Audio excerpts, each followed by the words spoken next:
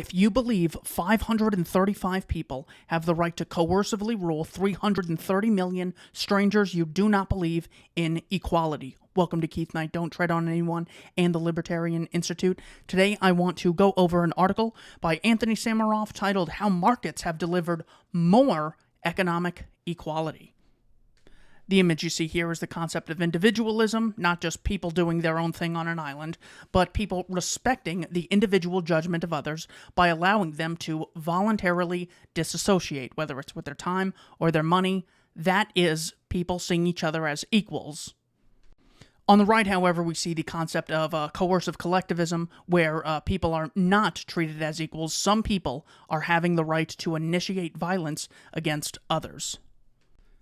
In the material sense, however, we are the most equal society that has ever been. A billionaire has a Maserati or a Rolls Royce, but he can't drive on the streets much faster than you or I can. Yet there was a time when the rich were carted around in horse-drawn carriages while most people walked. The former is a form of equality. Pineapples and other tropical fruits were once rare and highly valued exotic items. In fact, Charles II of England is seen being presented a pineapple, surely worth thousands of pounds, in a 17th century painting. Nowadays, the rich frequent swanky restaurants, but most people in Western countries have access to more calories of quality food than they could ever eat. That's not all. The richest person in the world can't get that much better of a broadband connection than you can, or a much comfier pair of shoes, bed, or couch.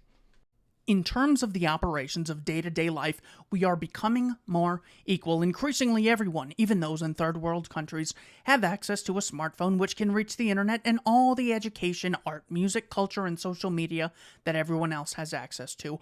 A rich person has a flush toilet, you have a flush toilet. A rich person has water coming out of his taps, you have water coming out of your taps. A rich person has electricity, you have electricity. You can afford soap. You can eat fruit that is flown in from all over the world in every season. The richest lord in the world a couple hundred years ago couldn't even dream of the luxury that people who are considered impoverished in first world countries live in. Competing for resources under a socialist regime. Burgess admits to wanting to place institutions like banking and finance, utilities, healthcare, and Lord knows how many others under so-called democratic control in the name of egalitarianism. But we have to wonder how the masses are going to vote on how the public gets access to telecommunications while still serving the user. Ultimately, private business owners are answerable to the consumer. It might look like they get to boss everyone around and make decisions, but if someone does it better, they are out of luck. They will be replaced by a competitor. Removing the market does not solve the problem of competition. If this is indeed a competition, there will still be plenty of competition for government contracts and favored positions, even once institutions are under democratic control. Ultimately, someone is going to have to make decisions when it comes to who gets what, and they will wield a disproportionate, dare I say, unequal amount of power, and likely will get rather a lot more than most people. Excellent point by Sammeroff here. What is democratic politics if not a bunch of liars competing with who has the best rhetoric to convince millions of ignorant people to vote for them instead of the other person? Ultimately, it is true that the more dollars you have on a free market, the more votes on what is produced and by whom you get. But as I've explained, the excessive wealth of the rich is not stored under a mattress. The only way they can keep it is if they invest in things that serve the public by creating better products and services. If they invest in lines of production no one wants, they will lose the investment. In this way, the market, to the extent that it is indeed a free market, with only mutually agreed upon exchanges, forces an alignment of the interest of those who possess the wealth with those of the consumers. The consumers decide what the rich have to invest in to stay rich with their votes. Gene Epstein, mentioned over and over in the debate that those who make up the ranks of the working class control a disproportionate amount of consumer spending and therefore have a more equal say in how our society functions than most people would think. The issue of healthcare We can pit the market against socialism in the most seemingly inegalitarian case, which is the economics of life and death, namely healthcare. In a debate with me, Burgess expressed horror that on a free market a rich person could buy their way to the front of a queue for life-saving treatments, and said it would be better if the state rationed these things. This seems to make sense if we take a steady state view of the economy, but economies are not fixed. Suppose there was only one surgeon who could perform the operation, allowing the highest bidder to get first access to the surgeon would bring so much money in that it would be possible to calculate how much time the surgeon should be performing operations for the very wealthy and how much time he should spend teaching others to perform the same procedures. It would send out a signal to all other surgeons. The issue of healthcare. We can pit the market against socialism in the most seemingly inegalitarian case, which is the economics of life and death, namely healthcare. In a debate with me, Burgess expressed horror that on a free market a rich person could buy their way to the front of a queue for life-saving treatments, and said it would be better if the state rationed these things. This seems to make sense if we take a steady state view of the economy, but economies are not fixed. Suppose that there was only one surgeon who could perform the operation, allowing the highest bidder to get first access to the surgeon would bring so much money in that it would be possible to calculate how much time the surgeon should spend performing the operation for the very wealthy and how much time he should spend teaching others to perform the same procedures. It would send out a signal to all other surgeons that this is a desperately needed specialization and that they should stop what they are doing immediately to train up in the new style of operation. In the long term, far more people would have access to the procedures at an affordable price than if the state merely rationed out access to places. In the latter case, waiting lists would be huge and people would die for want of qualified surgeons.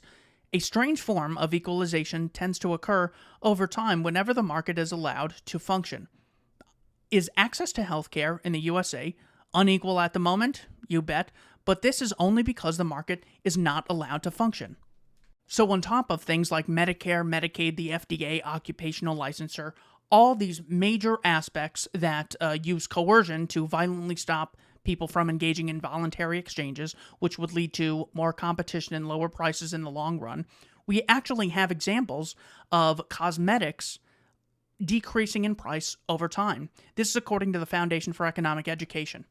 For the top 10 most popular cosmetic procedures displayed above for the last year, none of them has increased in price since 1998, more than the 47.2% increase in overall consumer prices, meaning that real inflation-adjusted price of all 10 of those procedures has fallen over the last 18 years. For the three most popular procedures in 2016, Botox, laser hair removal, and chemical peel, all non-surgical cosmetic procedures, the nominal price for each has actually fallen since 1998 by large double-digit percentage declines of 11.3%, 21.7%, and 34.8%, respectively.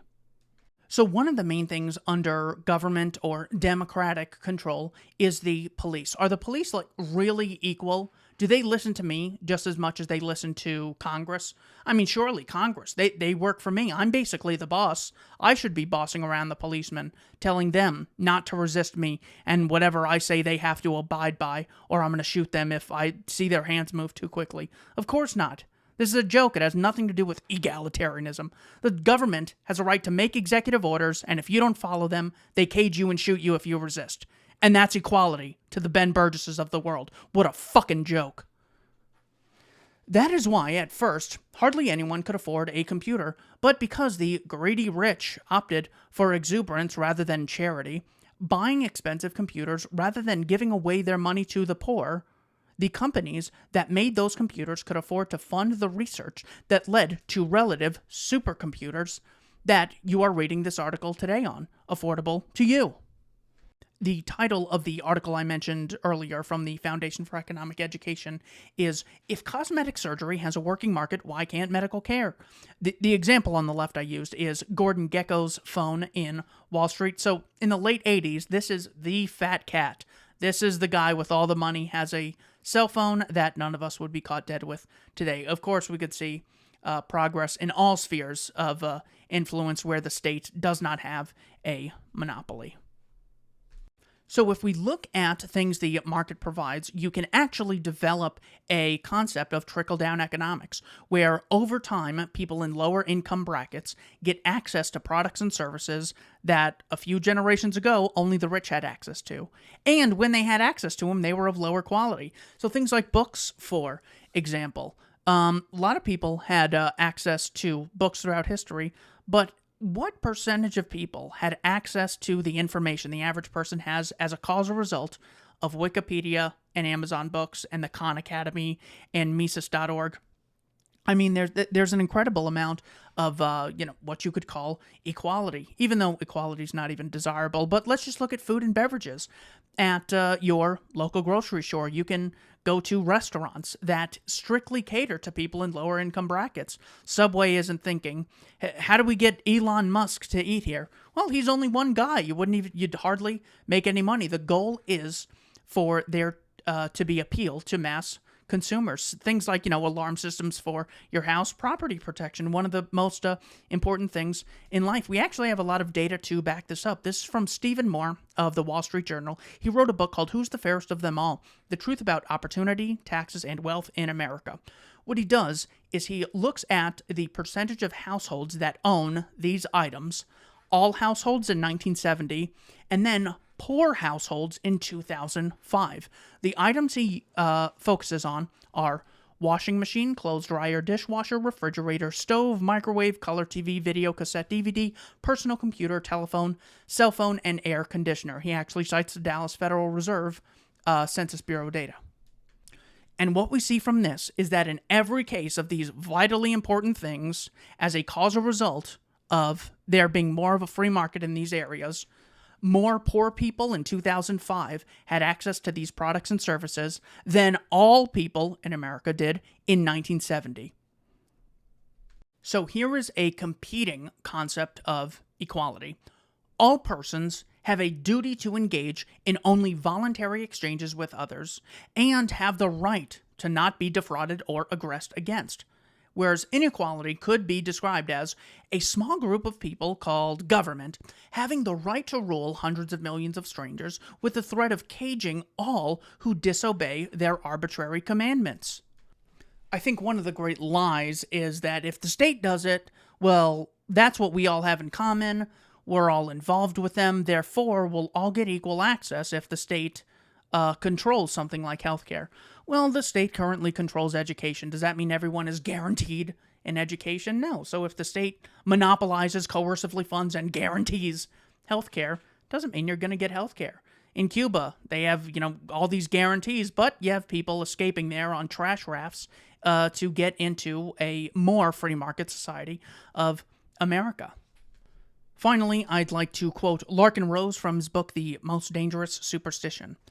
If human beings are so careless, stupid, and malicious that they cannot be trusted to do the right thing on their own, how would the situation be improved? By taking a subset of those very same careless, stupid, and malicious human beings and giving them societal permission to forcibly control all the others. Thank you for watching Keith Knight Don't Tread on Anyone and the Libertarian Institute.